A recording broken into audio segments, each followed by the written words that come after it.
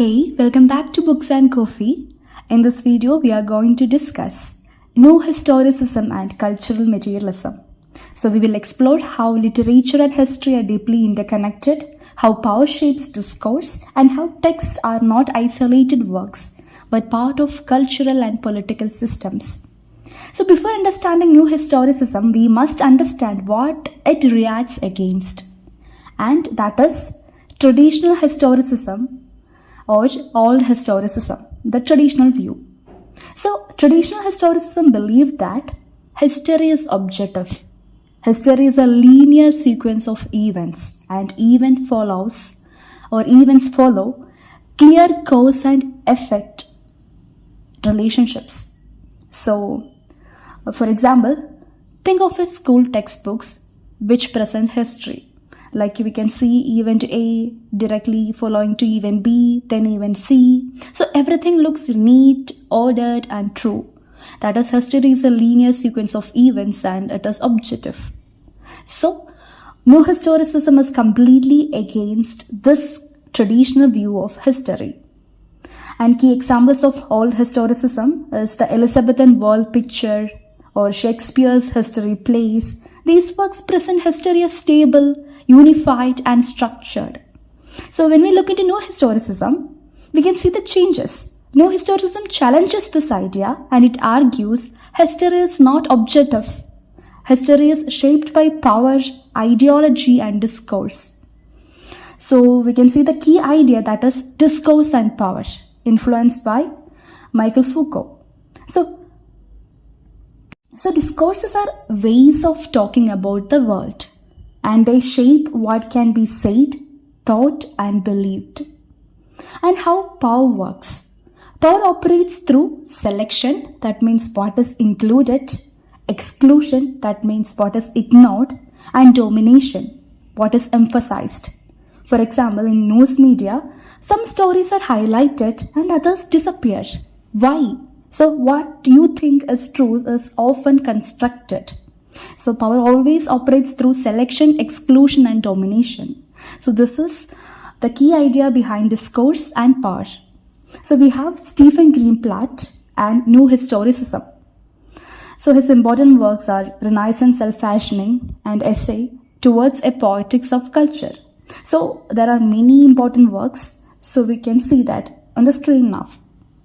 So the key ideas are literature and history shape each other and texts are part of cultural systems. For example, a Shakespeare play is not just art. It reflects politics, religion and social tensions. And we have Louis Montrose.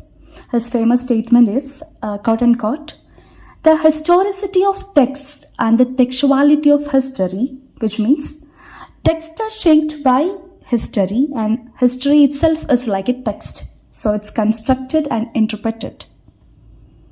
And we can see the representations and journals such as New Historicism often analyzes diaries, legal documents, letters and popular texts. And these are called representations of culture.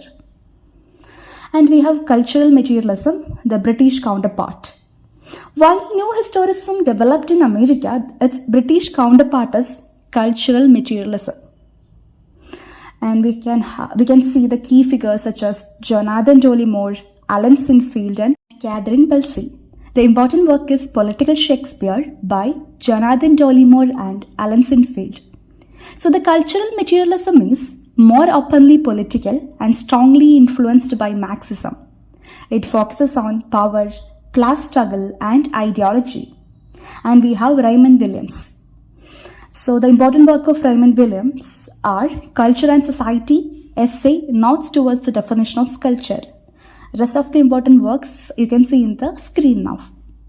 So the key concept is structures of feeling. Structures of feeling refers to shared cultural experiences and emotional and social patterns of a time. For example, think about social media today. We can see the anxiety about success in social media, fear of missing out. We call it as FOMO. So these are not just personal feelings.